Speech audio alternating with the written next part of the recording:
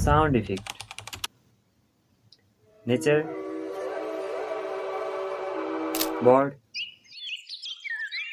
animal, water,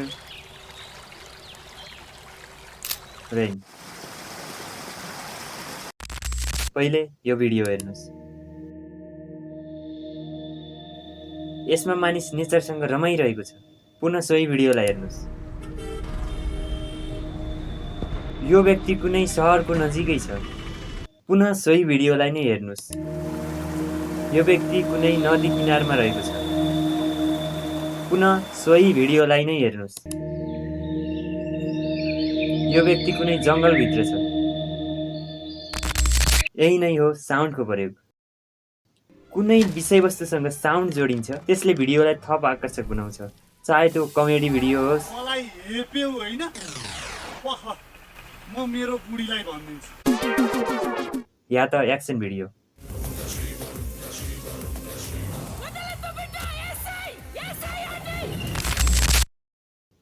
copyright free भनेर अन्य प्लेटफर्महरुमा पनि म्युजिक एभाइलेबल छ। त्यसको प्रयोग गर्नु अगाडि अलिकति सोच विचार पुर्याएर मात्रै प्रयोग गर्नु होला, किनकि त्यो त्यति विश्वासिलो भरपर्दो हुँदैन।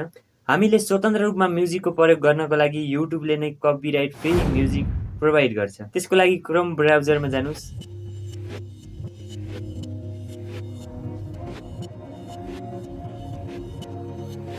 र वाइटी स्टुडियोमा क्लिक गरिसकेपछि यतापट्टि यहाँबाट अडियोहरू लिन सकिन्छ। र साउन्ड इफेक्ट भने कुनै पनि प्लेटफर्मबाट लिन मिल्छ, किनकि त्यो केही सेकेन्डको हुन्छ, जसको कारणले कपिराइट लाग्ने सम्भावना नै हुँदैन। भिडियोको अडियो लेयरमा पहिले भोइस ओभर, दोस्रो म्युजिक र तेस्रो भोल्युममा साउन्ड इफेक्ट रहेको हुन्छ। भोइस सकिँदा वा भोइस ओभर नभएको खण्डमा म्युजिकलाई पहिलो भोल्युममा पनि राख्न सकिन्छ।